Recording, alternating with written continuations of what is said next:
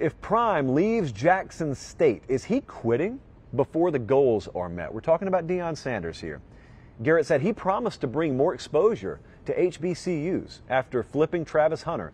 But I just saw those Florida FSU game viewer numbers. Does the spotlight dim over historically black colleges again if Deion Sanders leaves? Nothing's official here.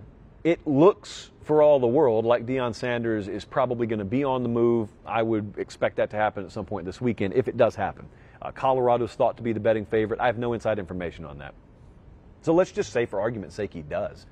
Man, I think he's absolutely fulfilled his promise. Tenfold, actually. I would simply ask you, Garrett, maybe it was a short sample size, but how much have you talked Jackson State football this year? And once you answer that question, including this very segment on this show, which we otherwise wouldn't have done, ask yourself, how much have you talked about him in the past? I remember so vividly, we were down in Fort Lauderdale for our National Signing Day show. The early signing day, that's the one where A&M went crazy. And it got to be about 1 o'clock. We had been on the air since 9 a.m. It got to be about 1 o'clock in the afternoon, and that's when he pulled Travis Hunter. That's when Deion shocked the world, literally, and pulled Travis Hunter. It got to be 1 p.m. A&M is en route to locking up the highest-rated recruiting class in 24/7 sports history, and by 1 p.m. we had talked more Jackson State than we had Texas A&M. And I said that to someone in the break room when we were taking a little break, and they said, wow, it was like it hadn't dawned on anyone. And that was the moment in time I knew that guy had changed the game for HBCUs, and not only that, he had changed the game for how they get talked about and how we cover them. So I would say he's already fulfilled on that promise, and I would also argue this.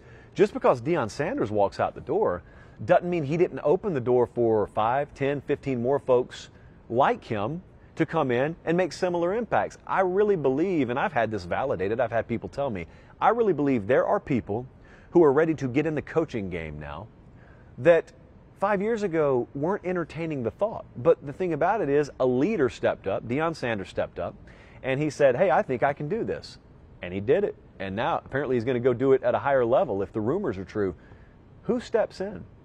Who steps in that otherwise wouldn't have stepped in? How many doors did Deion Sanders open for folks? And I'm not just talking about at the HBCU level. What he's about to go do, mark my words, is going to open the door for some, what you would call at the time, unconventional candidates, unconventional hires to get a shot.